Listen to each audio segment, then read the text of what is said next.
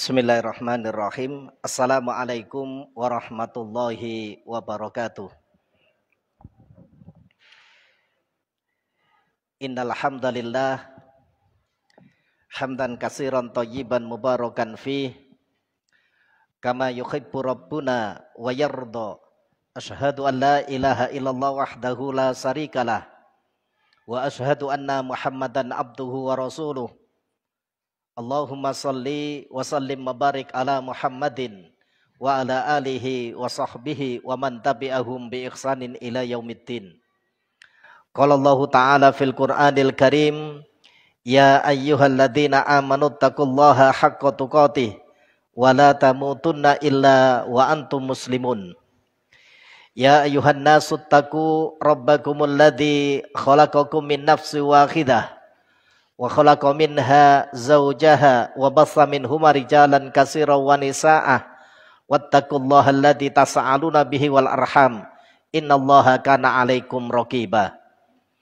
Ya ayyuhalladzina amanu taqullaha wa qulu qawlan sadida yuslih lakum a'malakum wa yaghfir lakum dhunubakum wa may yuti'illaha wa rasulahu faqad faza fawzan 'azima. Wa qala Rasulullahi sallallahu alaihi wa ala alihi wasallam, fa inna astaqal hadis kitabullah wa khairul hadi hadi Muhammadin sallallahu alaihi wasallam wa syarrul umuri muhdatsatuha wa kullu muhdatsatin bid'ah wa kullu bid'atin dhalalah wa kullu dhalalatin finnar. Ikhwani fiddin, a'azakumullah, Bapak Ibu hadirin jamaah yang dirahmati Allah Subhanahu wa taala.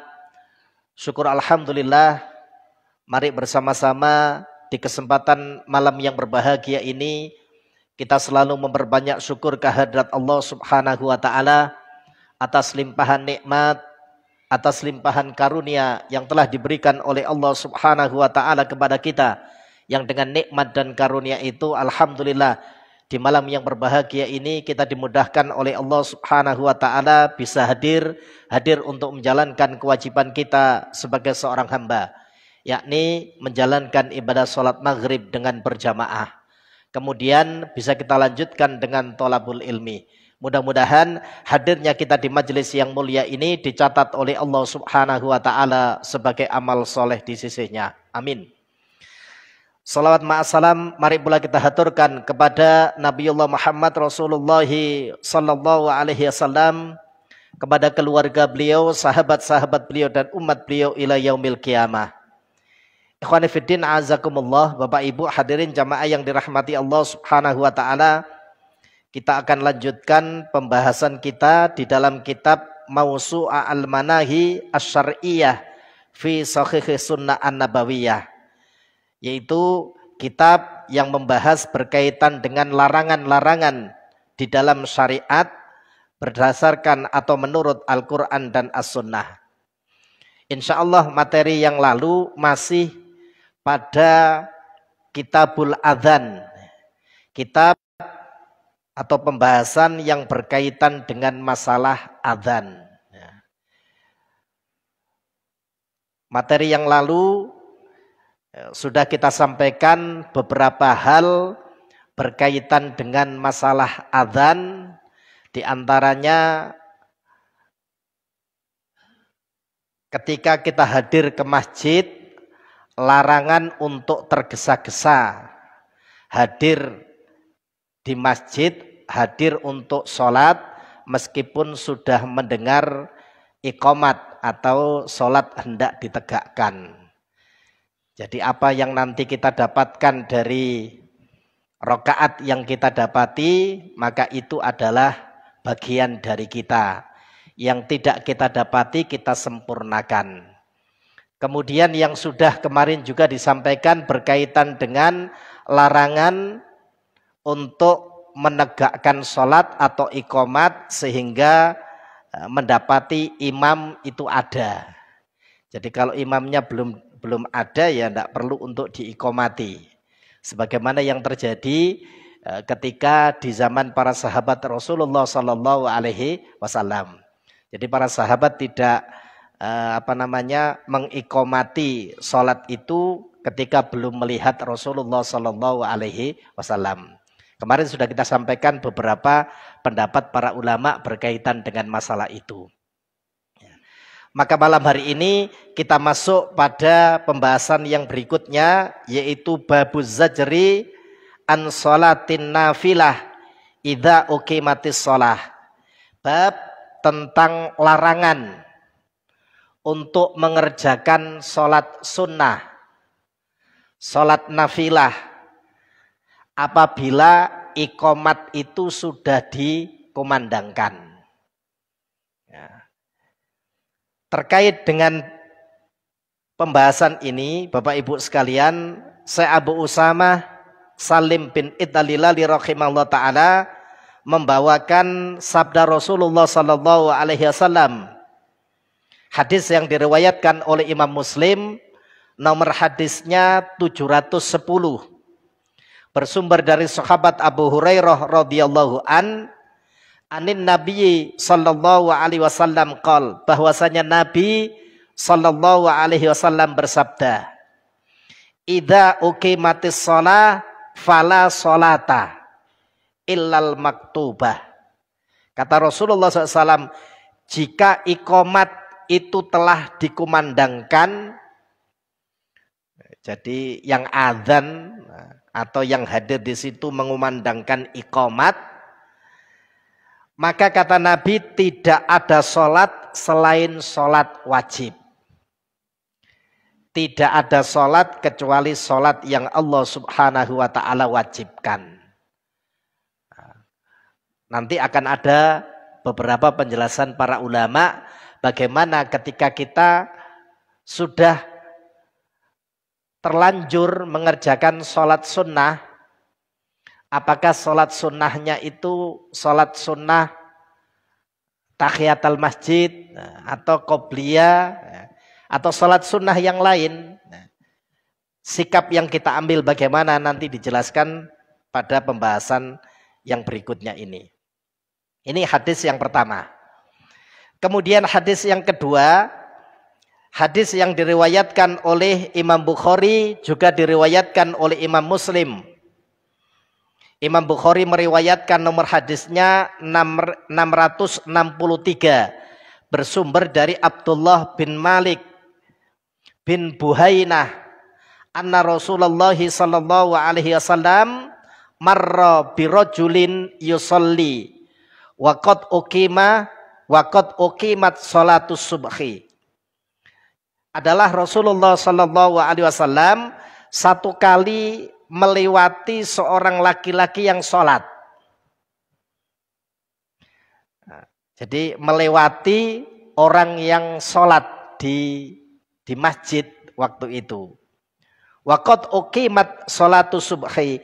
Padahal saat itu iqamat untuk sholat subuh itu sudah dikumandangkan.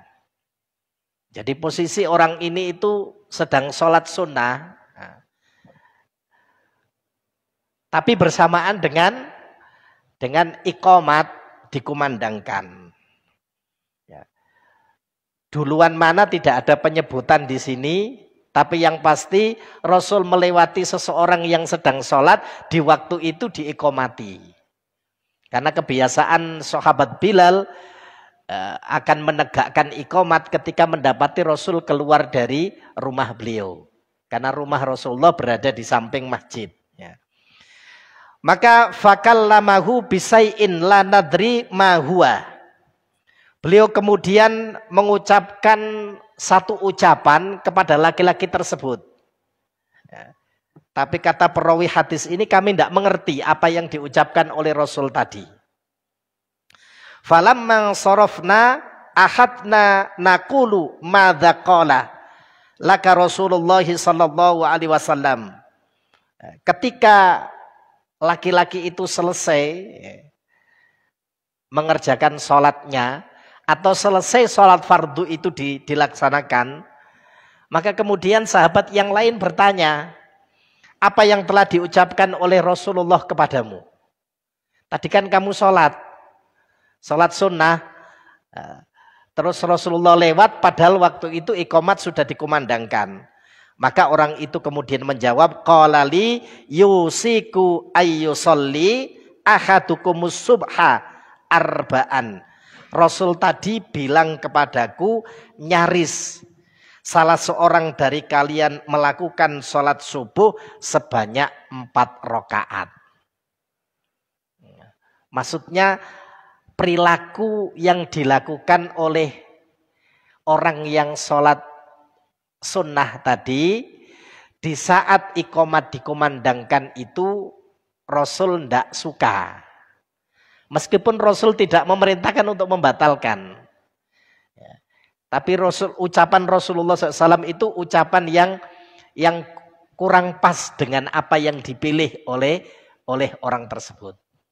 Nah, ini hadis yang diriwayatkan oleh Imam Bukhari berkaitan dengan bagaimana ketika iqomat itu sudah dikumandangkan. Kemudian hadis yang ketiga yang dinukil oleh Abu Usamah Salim bin Idalilali rahimahullah ta'ala adalah hadis yang diriwayatkan oleh Imam Muslim. Nomor hadisnya 712.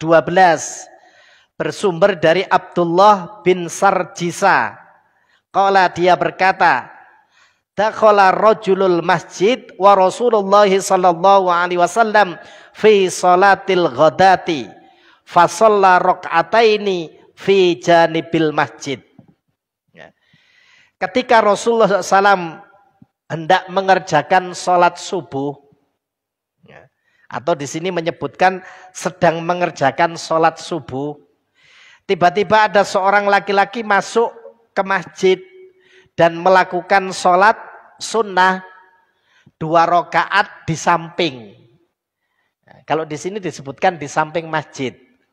Mungkin kalau model masjid yang ada di daerah kita, ya, Bapak Ibu sekalian, biasanya kan ada tempat utama, kemudian ada serambinya. Rupanya laki-laki ini kepingin dia dapat double. Dia dapat sholat sunnahnya dulu, kemudian sesudah itu bisa ngejar Rasulullah Shallallahu Alaihi Wasallam yang sedang mengimami para sahabat untuk mengerjakan sholat subuh. Maka kemudian summa dakhala ma'a Rasulillahi Shallallahu Alaihi Wasallam.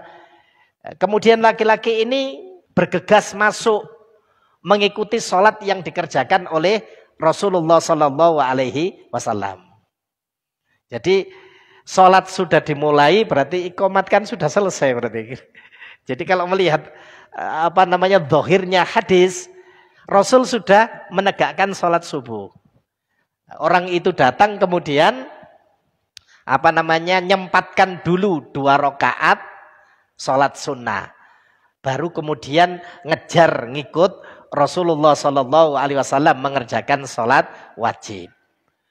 Barangkali supaya hitung-hitungannya daripada dapat 1 mending dapat 2 kan gitu.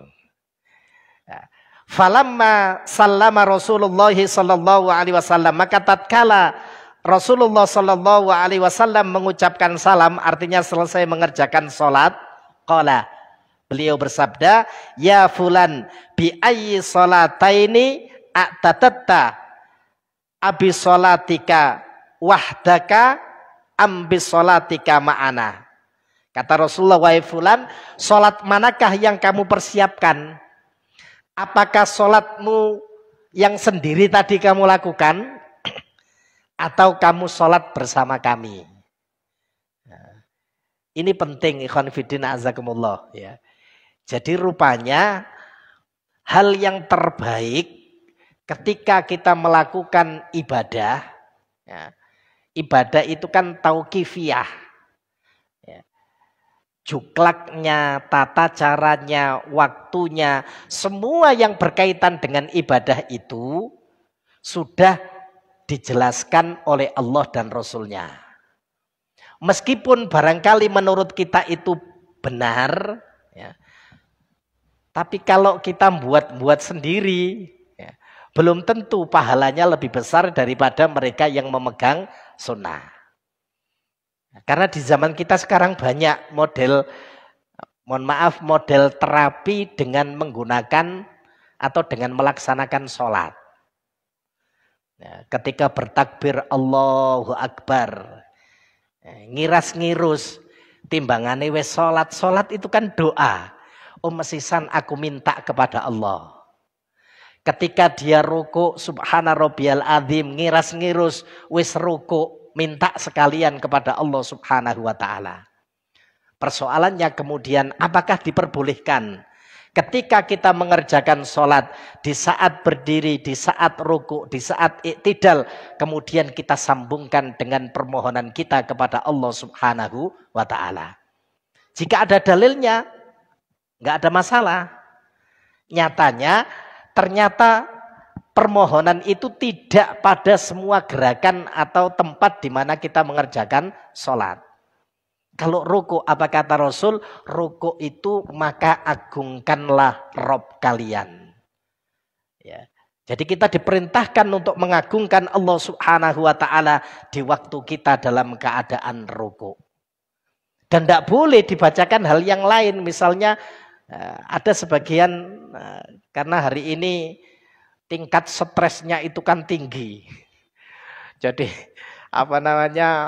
mungkin inflasinya lagi naik, lagi tinggi. Wah, tingkat stresnya tinggi. Wah, ngiras-ngirus mesisan pas sholat. Dipakai terapi sekalian. Sehingga ada orang yang sholat malam itu, mohon maaf, dia 2 rakaat sholat. Tapi dia perpanjang setiap rakaatnya. Selama diperpanjang itu meneladani apa yang dicontohkan oleh Rasulullah SAW, maka tidak ada masalah. Bagaimana Rasul ketika sholat malam memperpanjang gerakan sholat? Pada saat beliau berdiri, maka ayat atau surat yang dibaca itu sangat panjang. Seusai membaca suratul Fatihah, Rasulullah SAW membaca surat yang panjang. Ya, surat Al-Baqarah dibaca oleh Rasulullah Sallallahu Alaihi Wasallam. Kata Ibunda Aisyah radhiyallahu anha, berdirinya Rasulullah ketika sholat itu, rukuknya, iktidalnya, sujudnya itu hampir sama dengan berdirinya Rasulullah Sallallahu Alaihi Wasallam. Berarti di waktu iktidal, di waktu rukuk, Rasul membaca banyak doa. Tapi tidak boleh disandingkan dengan membaca Al-Quran secara khusus ketika posisi kita dalam keadaan ruku. Karena ruku itu tempat untuk mengagungkan Allah Azza wa Jalla. Kalau mau menyandingkan dengan doa permintaan itu pada waktu sujud. Karena ada dalil yang menyebutkan jarak terdekat antara seorang hamba dengan Robnya adalah ketika di waktu sujud. Maka di waktu sujud itu boleh ya, dengan permohonan. Nah, ini penting, ikhwan fillah azakumullah. Jadi mengikuti sunnah, berpegang teguh di atas sunnah itu jauh ya, lebih mendatangkan kebaikan bagi seorang hamba dibandingkan kita kemudian ijtihad sendiri seperti yang dilakukan sahabat ini tadi. Jadi dia datang ke masjid, keadaan Rasulullah dan para sahabat sudah sholat ya, memulai sholat, ngiras-ngirus barangkali begitu.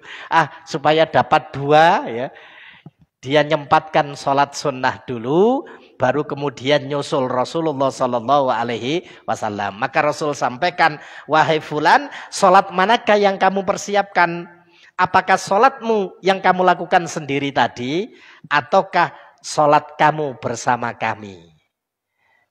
Maksudnya perilaku itu Rasul kurang pas dengan keadaan tersebut. Kemudian dalil yang berikutnya, hadis yang diriwayatkan oleh Imam Ahmad. Nomor hadisnya 2023 dari sahabat Abdullah bin Abbas, qala, dia berkata, uqimat sholatus subhi faqala rajulun yusalli ar-rak'ataini fajadaba Rasulullah sallallahu alaihi wasallam bisaubi faqala atusalli as-subha arba'an. Kata sahabat Abdullah bin Abbas, dia mengatakan sholat subuh yang telah didirikan, lalu ada seseorang melaksanakan sholat 2 rakaat. Maka Rasulullah SAW menarik baju orang itu dan bertanya, apakah kamu melaksanakan sholat subuh 4 rakaat? Nah, kalau ini tegas riwayatnya Imam Ahmad. Berarti Rasul menghalau orang itu untuk mengerjakan sholat nambahi 2 rakaat tadi, ya, sehingga tidak jadi 4 rakaat. Ikhwan fillah azakumullah, beberapa dalil tadi yang kita kemukakan yang dinukil oleh Syekh Abu Usamah Salim bin Italilali rahimahullah ta'ala. Kemudian beliau di dalam kitabnya Mausu'a al-Manahi menyebutkan beberapa pelajaran. Pelajaran yang pertama kata beliau, hukumnya haram mengerjakan sholat sunnah apabila muadzin telah mengumandangkan iqamah, yaitu iqamah sholat fardu. Ini yang dipilih oleh Syekh Abu Usamah Salim bin Italilali rahimahullah ta'ala. Meskipun nanti sebagian ulama mengatakan larangan itu dalam bentuk tanjih, tidak sampai pada hukum haram. Jadi dalam rangka mengambil yang terbaik, yang sesuai dengan sunnah, tidak sampai jatuh kepada perkara haram. Tapi beliau memilih ketika iqamah sudah dikumandangkan, kemudian kita mengerjakan sholat sunnah, kata beliau, beliau memilih hukumnya haram, itu terlarang, maka tidak boleh dilakukan. Itu pelajaran pertama. Kemudian pelajaran yang kedua, beliau mengatakan apabila muadzin sudah mengumandangkan iqamah, sementara seseorang itu tengah melakukan sholat, yang dimaksud itu sholat sunnah, apa yang harus dia lakukan? Para ulama berbeda pendapat. Pendapat yang pertama, jika orang yang mengerjakan sholat sunnah itu berada di posisi rokaat terakhir. Jadi sholat sunnahnya kan 2 rokaat. Dia posisinya itu di rokaat terakhir. Apalagi pada gerakan misalnya tasyahud, ya, untuk mengakhiri sholat itu, sebagian ulama mengatakan tidak mengapa dia meneruskan sholatnya. Dengan syarat dia tahu dapat mengikuti rokaat pertama bersama imam. Berdasarkan riwayat yang ada, orang itu atau seseorang yang mengerjakan sholat dianggap mendapatkan 1 rokaat ketika mendapati imam dalam posisi ruku. Jadi kalau dia bisa menjamin, kata para ulama, sebagian ulama mengatakan kalau dia bisa menjamin dia mendapatkan 1 rakaat bersama imam, maka tidak mengapa dia melanjutkan sholat sunnahnya tadi. Kemudian yang kedua, sebagian lain mengatakan hendaknya dia meneruskan sholatnya. Jadi kalau ada orang yang sedang sholat sunnah, kemudian iqamat ditegakkan, hendaknya dia melanjutkan sholatnya. Karena larangan itu tertuju, jadi kelompok kedua ini menyebutkan larangan itu tertuju bagi mereka yang sengaja memulai sholat sunnah. Maksudnya di sini dikumandangkan iqamah. Ada orang yang menyengaja, iqamah, saya tak sholat sunnah dulu. Jadi larangan itu menurut pendapat yang kedua tidak ditujukan bagi mereka yang sudah melaksanakan sholat sunnah. Tapi larangan itu ditujukan bagi mereka yang sengaja memulai sholat sunnah. Bahkan kelompok kedua ini membawakan firman Allah Subhanahu wa ta'ala di dalam surat Muhammad surat 47 ayat 33, ya ayyuhalladzina amanu atiullaha wa atiur rasul wala tubtilu a'malakum. Hai orang-orang yang beriman, taatlah kalian kepada Allah dan taatlah kalian kepada Rasul, dan janganlah kamu membatalkan amal-amalmu. Jadi sudah terlanjur sholat, ya jangan dibatalkan, maksudnya begitu. Ini kelompok kedua. Jadi kalau kelompok yang pertama tadi, pendapat para ulama yang pertama, kalau bisa menjamin dia bisa mendapatkan 1 rakaat bersama imam, maka disuruh Tidak mengapa dia menyelesaikan sholat sunnahnya. Kelompok yang kedua, dia memilih lagi. Jadi larangan itu ditujukan bagi mereka yang menyengaja untuk mengerjakan sholat sunnah ketika iqamah dikumandangkan. Nah, adapun kelompok yang ketiga yang dipilih oleh Syekh Abu Usama Salim bin Italilali rahimahullah ta'ala, hendaknya orang yang sedang mengerjakan sholat sunnah itu memutuskan sholatnya karena iqamah telah dikumandangkan. Dalil yang beliau gunakan, hujah yang beliau gunakan karena melanjutkan sholat sunnah yang sedang dikerjakan di saat iqamah dikumandangkan itu menyelisihi sunnah. Jadi mengambil yang sesuai dengan sunnah kata beliau itu lebih baik. Sebab tadi Rasul SAW jelas-jelas melarang orang yang mengerjakan sholat sunnah di waktu subuh tadi dengan ucapan, kamu kok sholat subuhnya 4 rakaat?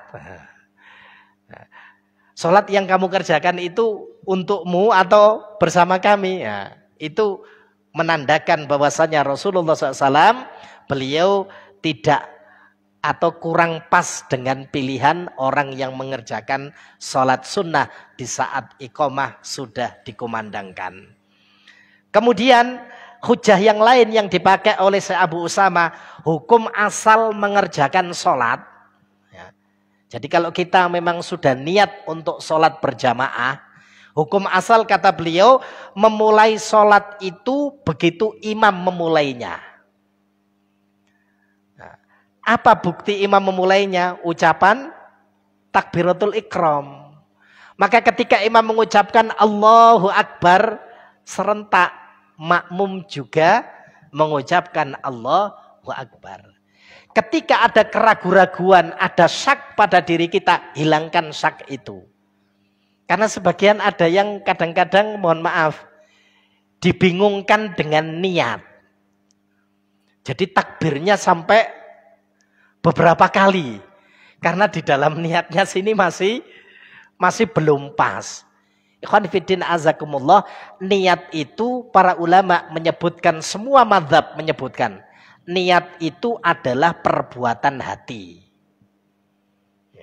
Jadi kalau perbuatan hati tidak perlu dilafatkan, itu justru mengikuti sunnah. Itu para ulama menyebutkan demikian. Jadi ketika kita berniat menyengaja untuk melakukan sesuatu, itu sudah niat. Maka jangan ada keraguan-raguan. Da' ma yuribuk ila ma la yuribuk. Tinggalkan yang meragukan, lakukan sesuatu yang tidak menyebabkan kalian ragu-ragu. Lah kalau niatnya sudah mengerjakan sholat, ya sudah. Ada sebagian takbirnya itu sampai 3 kali atau 4 kali. Allahu Akbar, dibatalkan lagi. Ya. Imam sudah selesai membaca suratul Fatihah, dia masih Allahu Akbar. Dibatalkan lagi. Ya. Karena niatnya kurang pas katanya. Nah, maka ini semakin banyak kita membaca bagaimana ahlul ilmi itu menjelaskan berkaitan dengan apa yang diajarkan Rasul kepada kita. Fa insyaallah itu lebih mendekati kebaikan yang Allah subhanahu wa ta'ala siapkan untuk kita. Nah, itu beberapa hujah ya, yang dibawakan oleh Syekh Abu Usama. Dan di sini disebutkan beberapa lagi berkaitan dengan hujahnya. Beliau memilih pendapat itu. Nah, kesimpulannya ikhwanifiddin azakumullah, kalau berdasarkan riwayat yang ada tadi, memang pada saat iqamah itu dikumandangkan, maka ketika kita posisinya itu sedang mengerjakan sholat sunnah itu diputus, sholat sunnah itu dibatalkan. Lebih mendahulukan yang wajib daripada yang sunnah. Nah, wallahu a'lam. Ini beberapa pendapat para ulama berkaitan dengan bab ini. Kemudian yang berikutnya, bab yang berikutnya masih di dalam kitabul adzan, yaitu bab karohatus sholah idza hadara at-ta'am wa uqimatis sholah. Bab karoha makruh. Makruh itu asal kata atau kalau terjemahan kita itu sesuatu yang dibenci. Jadi kalau makruh itu bukan kita boleh melakukan, tapi itu sesuatu yang dibenci.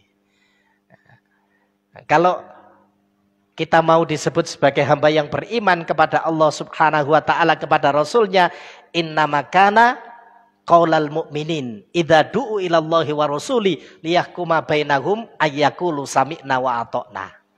Itu Allah sebutkan di dalam surat An-Nur, surat 24 ayat 51.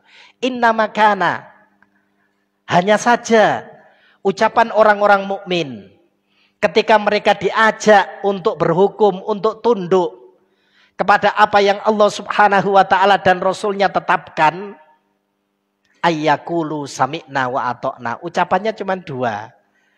Ayyaqulu sami'na wa ata'na. Kami dengar ya Allah, kami dengar ya Rasul. Kemudian kami mentaati. Artinya orang yang beriman itu tidak cari-cari perkara yang makruh. Wong yang makruh itu yang dibenci. Nah, bab ini menjelaskan hal itu. Jadi makruh mengerjakan sholat idza hadarat ta'am, apabila makanan itu sudah dihidangkan. Ini biasanya terjadi pada makan malam. Bahkan nanti ada perilakunya sahabat Abdullah bin Umar, ya, radhiyallahu an, ketika di bulan Ramadan, ketika di bulan puasa. Jadi biasanya kalau di bulan puasa itu kan sudah dihidangkan makanan. Abdullah bin Umar itu menyelesaikan makan dulu, baru sholat. Makanya nanti kalau hidangan sudah disiapkan, ya minimal takjil lah kalau waktu Ramadan. Itu sudah. Kalau orang yang berpuasa itu meskipun lapar, tapi laparnya itu tidak menyebabkan pingsan lah kayaknya. Enak laparnya, berbeda dengan orang yang kelaparan. Laparnya orang yang berpuasa itu ada kenikmatan, berbeda dengan laparnya orang yang kelaparan. Sehingga orang yang berpuasa itu meskipun kondisinya lapar, hanya minum air putih saja, itu keadaannya sudah kembali sekian persen gitu. Walaupun belum makan. Berbeda dengan orang yang kelaparan. Kalau orang kelaparan itu, kalau enggak habis satu piring ya tetap menderita gitu loh Ibu sekalian. Itu bedanya orang yang kelaparan dengan orang yang berpuasa. Jadi apabila hidangan sudah dihadirkan, kemudian iqomat sudah dikumandangkan, tapi makanan itu sudah dihidangkan, maka disukai untuk memakan terlebih dahulu. Tapi yo ojo agak-agak, ojo suwe-suwe. Nanti waktunya habis untuk makan. Memang demikian memang adabnya. Masya Allah luar biasa. Mana dalil yang berkaitan dengan masalah ini? Saya Abu Usama Salim bin Italilali rahimahullah ta'ala membawakan sabda Rasulullah SAW yang diriwayatkan oleh Imam Bukhari. Nomor hadisnya 672. Bersumber dari sahabat Anas bin Malik radhiyallahu an, anna Rasulullah sallallahu alaihi wasallam qol, idza quddimal asa'u fabda'u bihi qabla an tusallu salatal maghrib wala taj'alu an asaikum. Apabila makan malam sudah dihidangkan, maka makanlah terlebih dahulu sebelum kalian melaksanakan sholat maghrib. Ya, berarti kira-kira ini di waktu puasa juga berlaku.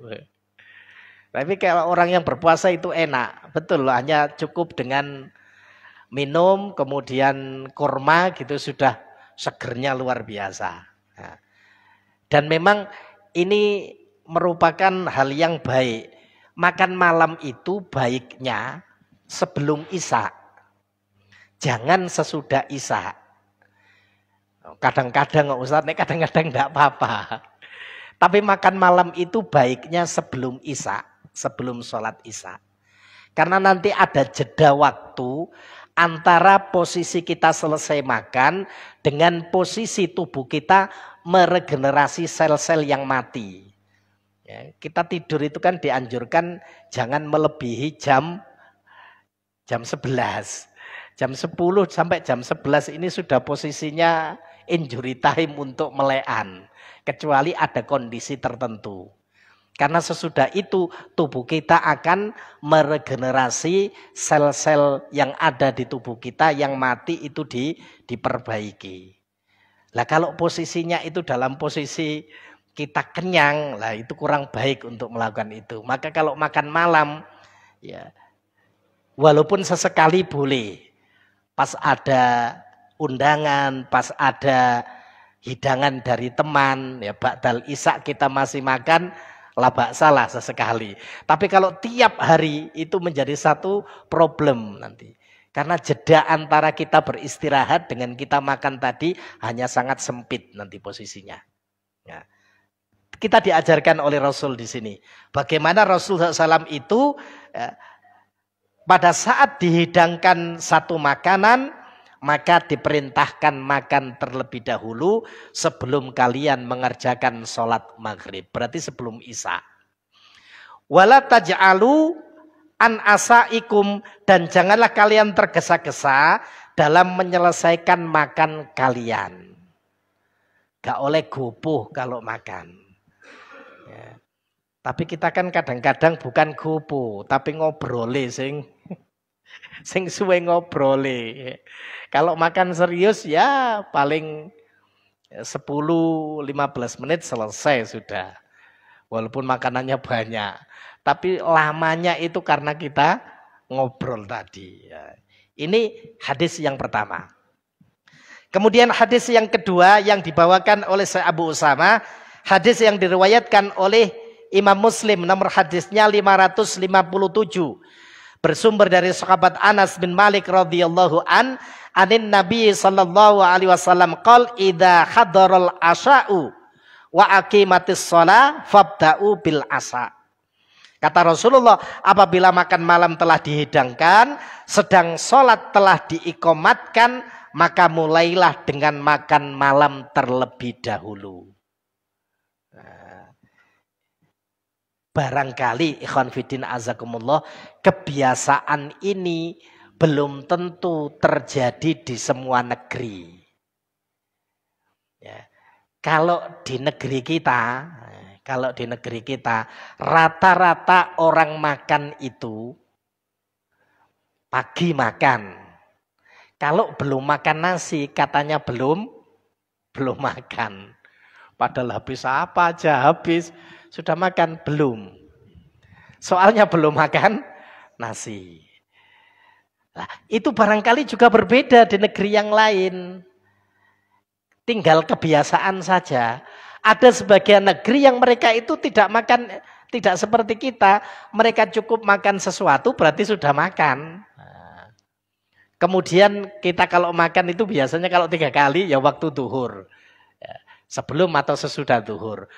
Kemudian sorenya, tidak sampai maghrib biasanya kita sudah selesai makan. Rata-rata begitu. Nah, kalau yang kebetulan kerjanya agak padat ya, di pabrik gitu ya biasanya pagi sampai nanti sore. Malam sudah tidak. Jarang lah. Di negeri kita itu yang memiliki kebiasaan sebagaimana disebutkan oleh Rasulullah ini. Tapi kalau orang Arab di zaman Rasulullah SAW memang makan malamnya itu ada. Mereka makan malam. Entah biasanya itu sebelum maghrib atau sesudah isya mereka ada makan malam. Ya, tapi kalau kita kan enggak. Ya, ngemil sing akeh. Jadi makannya cuma 2 kali, ngemilnya berkali-kali. Iya, apalagi kalau di rumah sudah disiapkan toples ya. Isine rengginang. Udah mboten leren belas gitu. Ya, ini penting ikhwan fillah azakumullah. Tapi paling tidak kita mengetahui bagaimana kebiasaan yang dilakukan oleh Rasulullah dan para sahabat. Ya, jadi mereka membiasakan diri ada makan malam. Ya. Dan itu dilakukan biasanya sebelum maghrib. Atau sebelum isya. Hadis yang berikutnya, hadis yang diriwayatkan oleh Imam Muslim, nomor hadisnya 559. Dari sahabat Abdullah bin Umar radhiyallahu anhu qala Rasulullah sallallahu alaihi wasallam idza wudhi'a asa'u ahadikum wa aqimatis shalah fabda'u bil asa'i wala yaj'al wala ya'jalanna hatta yafrugha minhu. Kata Abdullah bin Umar adalah Rasulullah SAW apabila makan malam, salah seorang dari kalian dan makanan itu sudah dihidangkan, sedang sholat sudah diikomatkan, maka dahulukanlah makan malam. Dan jangan tergesa-gesa sampai makan malam itu selesai. Khonfidina azakumullah, hadis-hadis tadi membawakan bagaimana hal yang harus dilakukan oleh seorang hamba berkaitan dengan problem yang mereka hadapi. Terutama dalam hal ini, pada saat kita mengerjakan sholat, ya, posisi hidangan atau makan sudah disiapkan. Yang penting jangan ada sampai kemudian kita takwil.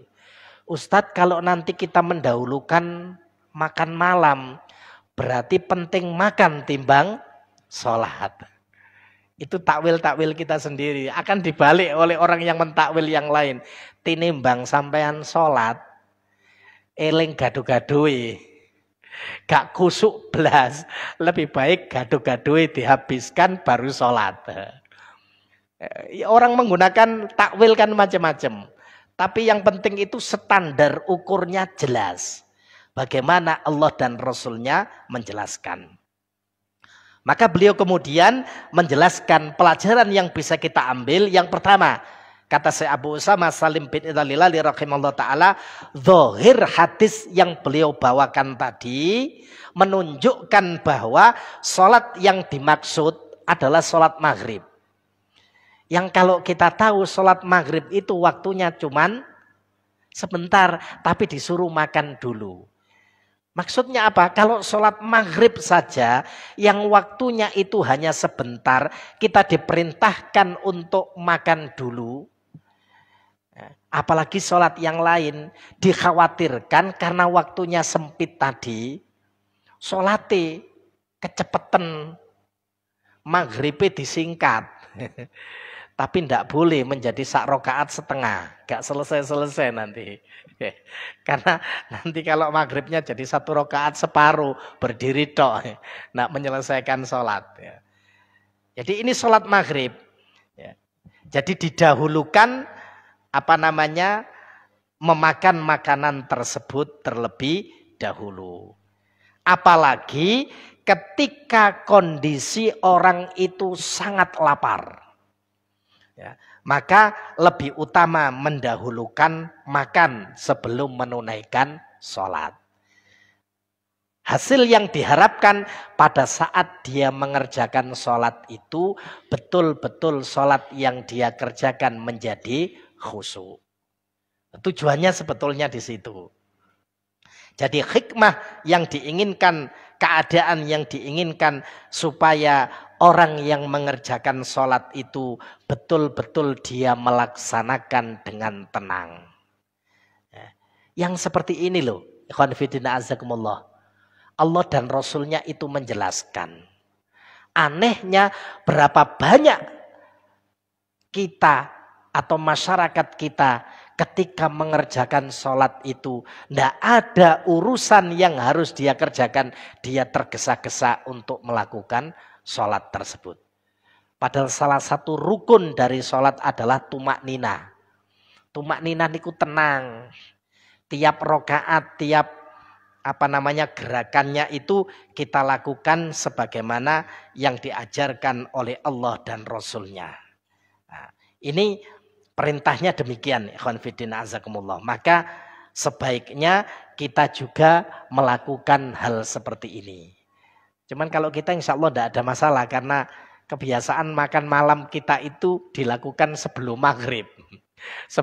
ba'dal asar biasanya, ya. Lebih cepat ya. Tetapi kalau di beberapa negara muslim yang lain mungkin agak berbeda sedikit. Ya. Kemudian yang kedua, makanan kita itu ya mau nasi tok.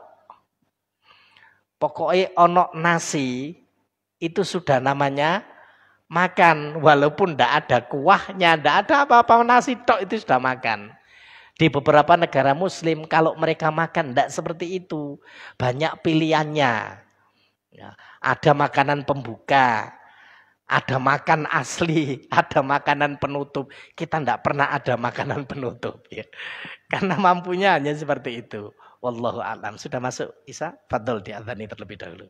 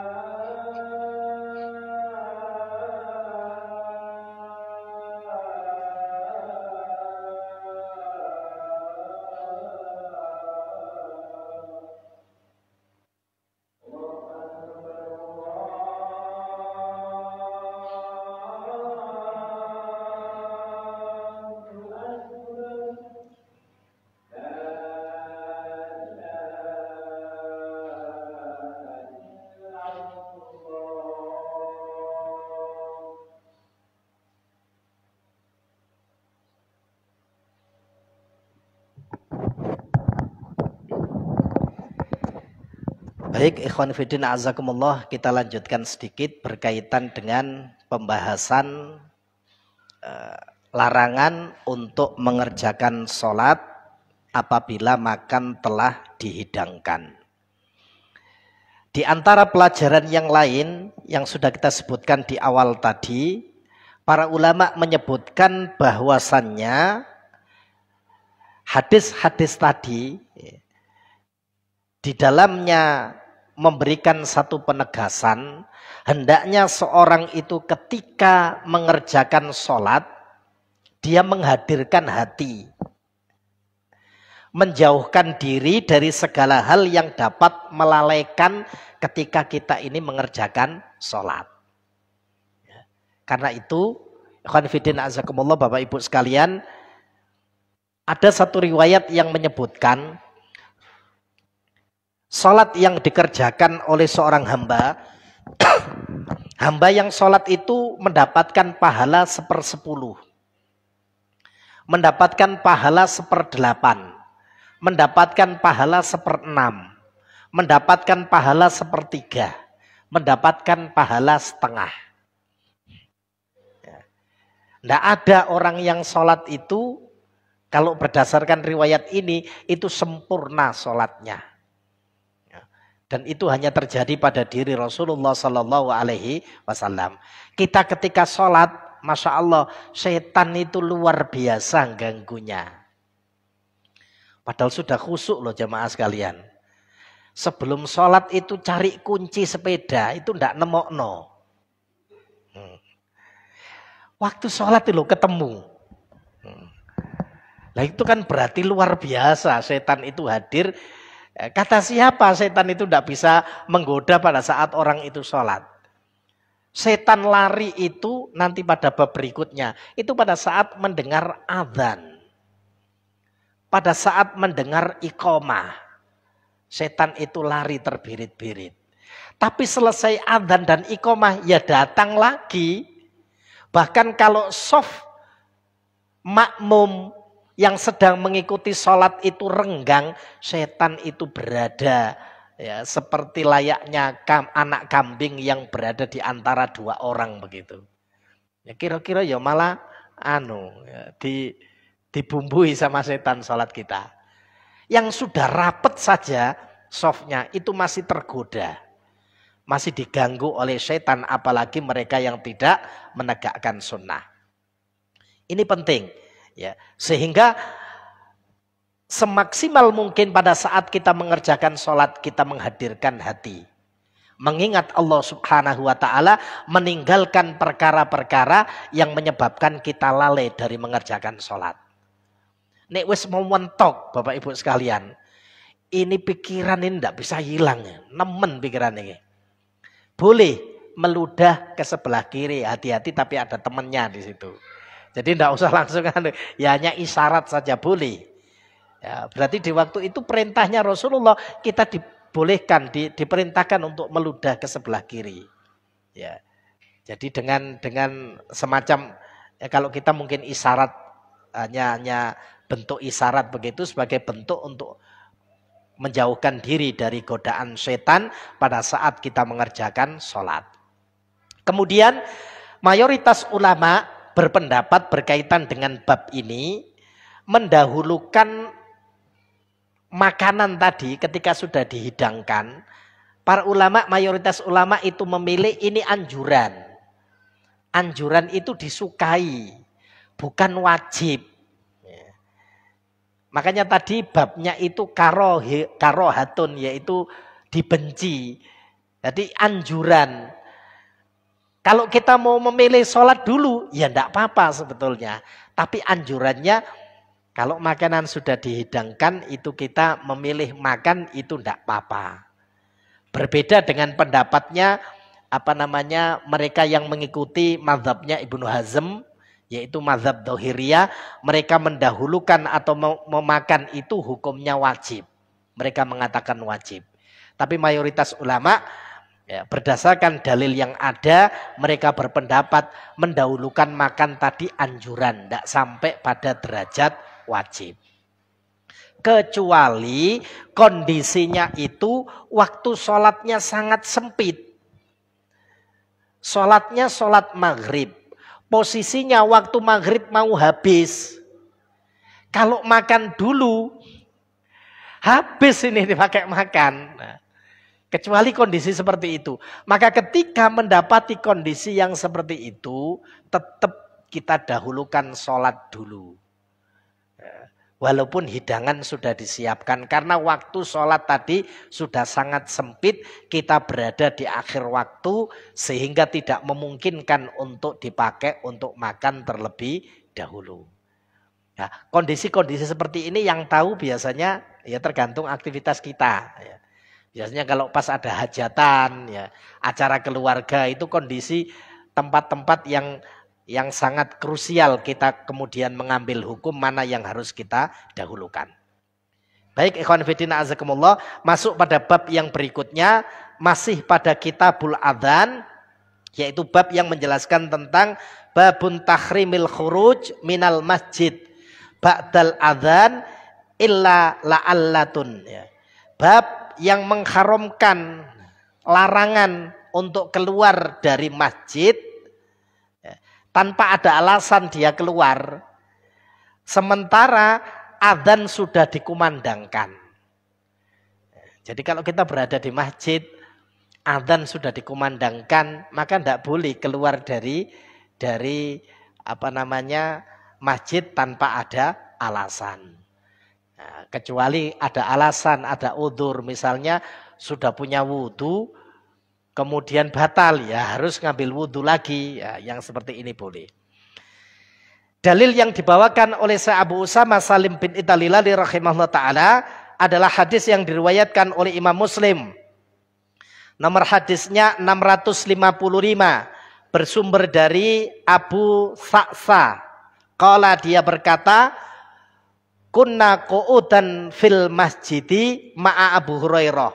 Kami tengah duduk-duduk di masjid bersama Abu Hurairah. Fa'adzanal mu'adzin, kemudian mu'adzin itu adzan. Faqama rajulun. Pada saat mu'adzin itu adzan, ada seorang laki-laki yang berada di dalam masjid itu, yamsi fa'atba'ahu, dia berjalan keluar dari masjid. Jadi dia berdiri kemudian meninggalkan masjid. Fa'atba'ahu Abu Hurairah. Abu Hurairah memperhatikan orang itu. Oh iya, dia keluar ternyata. Hatta kharaja minal masjid faqala Abu Hurairah amma hadza faqad asa Abul Qasim sallallahu alaihi wasallam. Ketika sahabat Abu Hurairah mengikuti orang itu, mengawasi orang itu sampai keluar dari masjid, dia tidak kembali lagi, maka Abu Hurairah mengatakan, orang ini telah bermaksiat, orang ini telah membangkang Abul Qasim, yaitu panggilan untuk Rasulullah sallallahu alaihi wasallam. Padahal durhaka kepada Rasulullah SAW itu adalah perkara yang terlarang.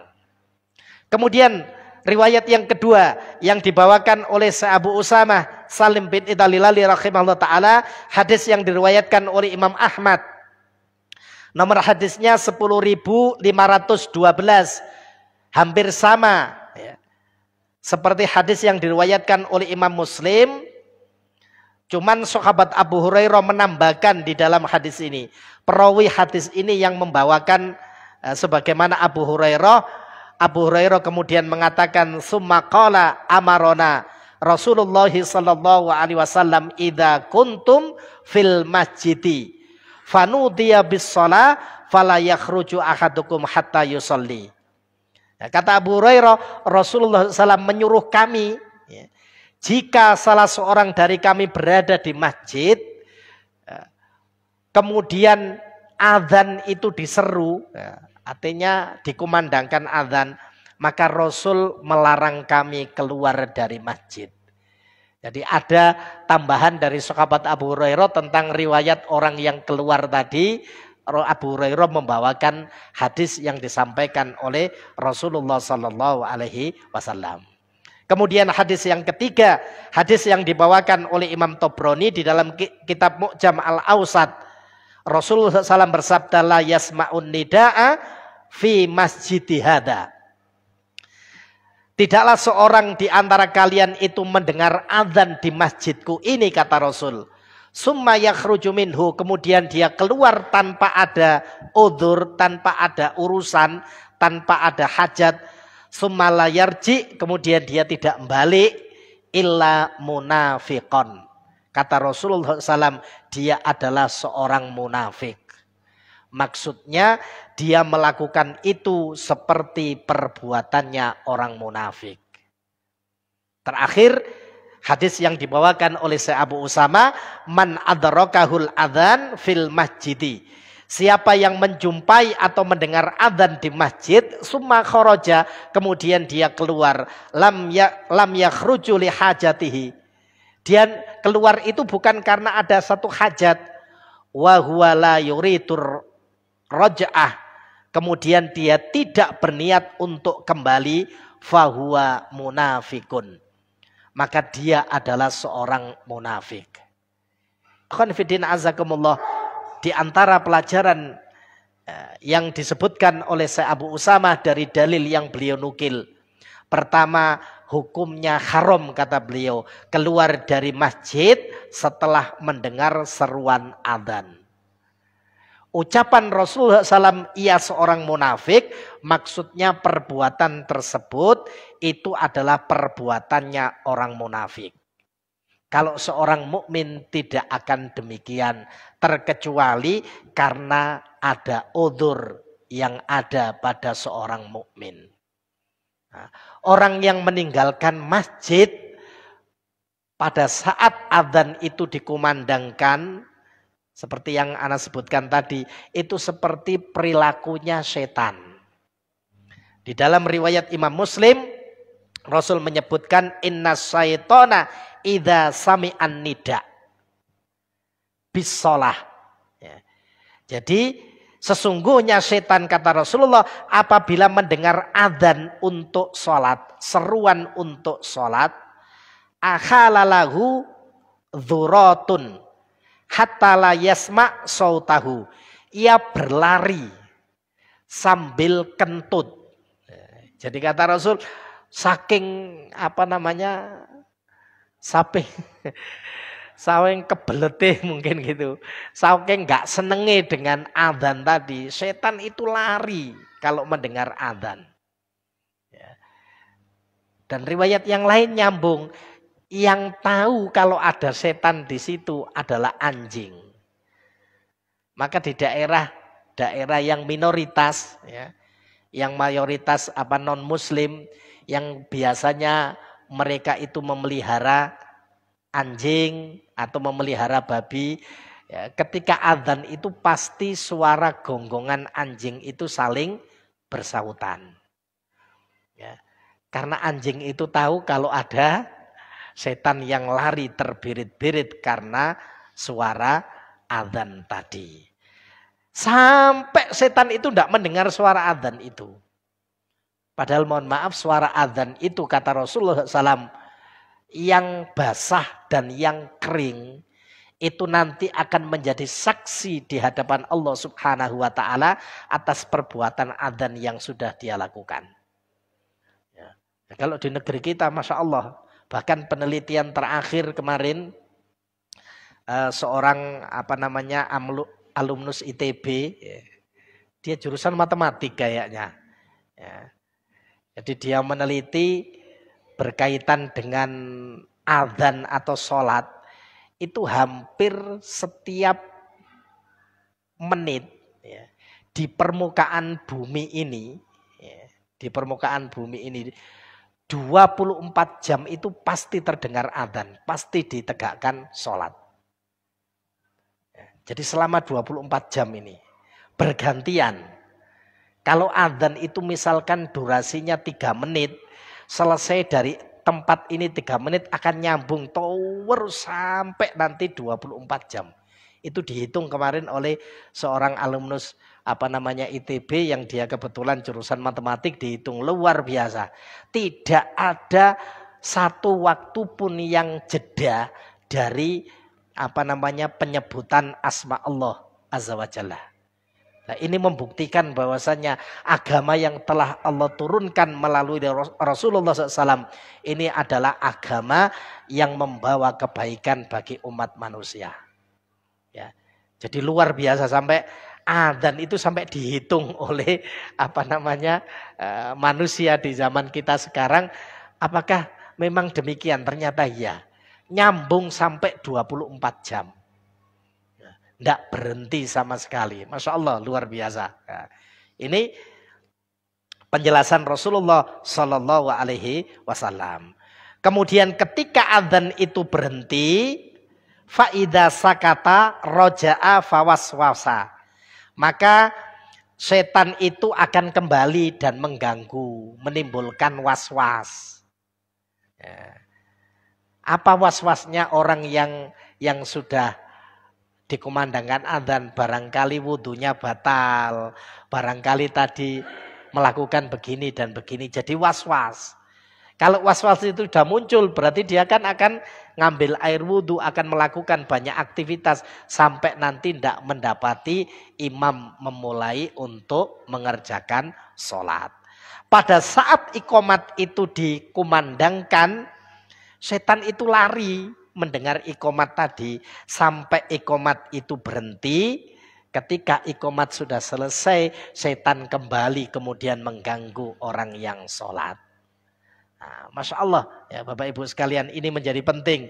Jadi ketika ada seruan adzan, maka hendaknya kita sebagai hamba Allah yang beriman tidak melakukan apa yang dilarang oleh Allah dan Rasulnya. Kemudian yang berikutnya di antara pelajaran yang lain, dalil-dalil ini juga menunjukkan wajib hukumnya menjaga sholat berjamaah. Jadi keutamaan sholat berjamaah itu di sini. Kalau memang tidak ada udzur yang sangat mengganggu keadaan kita, maka sholat berjamaah itu akan senantiasa melekat, terutama bagi seorang laki-laki untuk dikerjakan dengan berjamaah. Nah, kemudian ketika kita ada udzur ini beda. Ya, jadi para ulama sepakat, jadi kalau ada udzur maka kondisi ini berbeda. Tidak mengapa kalau ada udzur. Ya. Kemudian kita keluar dari masjid, ya, dan ya tentunya kita punya niat untuk kembali lagi. Kalau di sini disebutkan Imam Syafi'i mengambil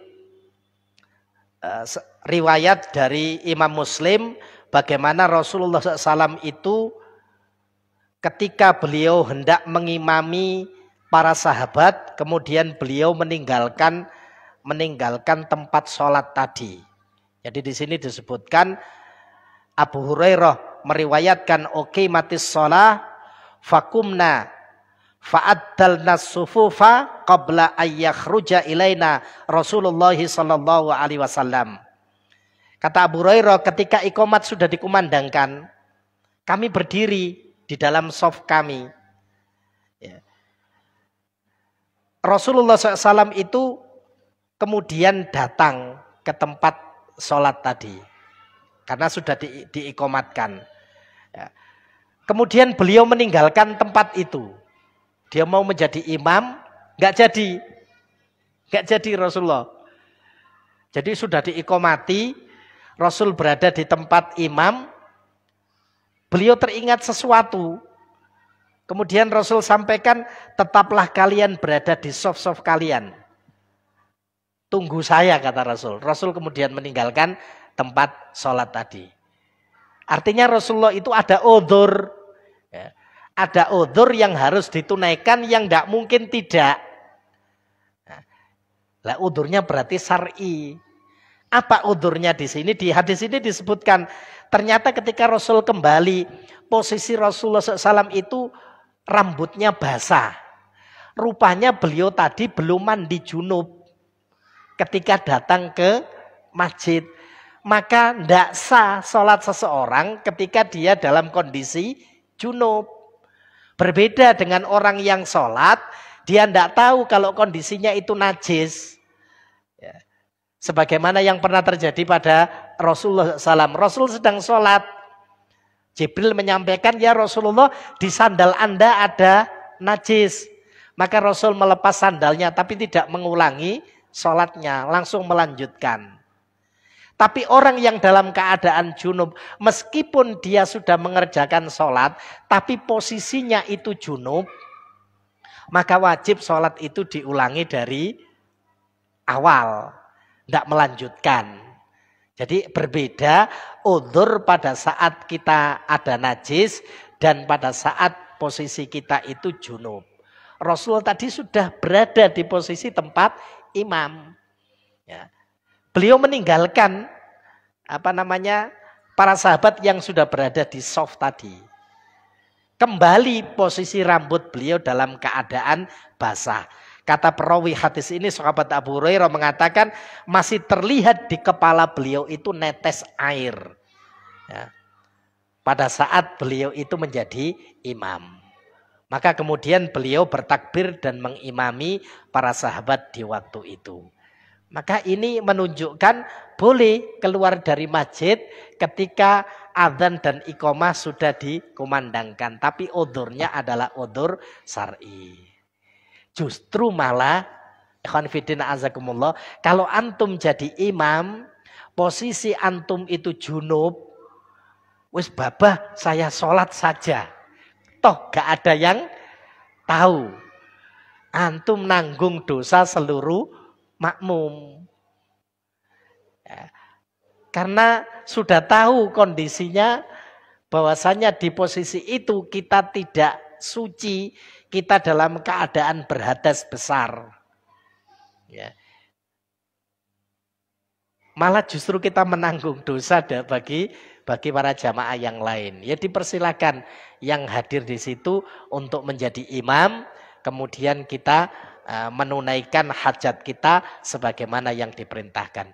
Itu ikhwan fillah azakumullah beberapa bab terkait dengan masalah adzan ini, dan insya Allah ini pembahasan terakhir berkaitan dengan kitabul adzan, yaitu bagaimana ketika adzan sudah dikumandangkan, kita tidak boleh keluar dari masjid kecuali memang ada udhur atau ada hal yang syar'i yang diperbolehkan. Mudah-mudahan beberapa penjelasan tadi terkait dengan masalah kitabul adzan, kita oleh Allah Subhanahu wa taala diberikan kemudahan untuk bisa mengamalkan apa yang kita fahami, apa yang disampaikan oleh Allah dan Rasulnya.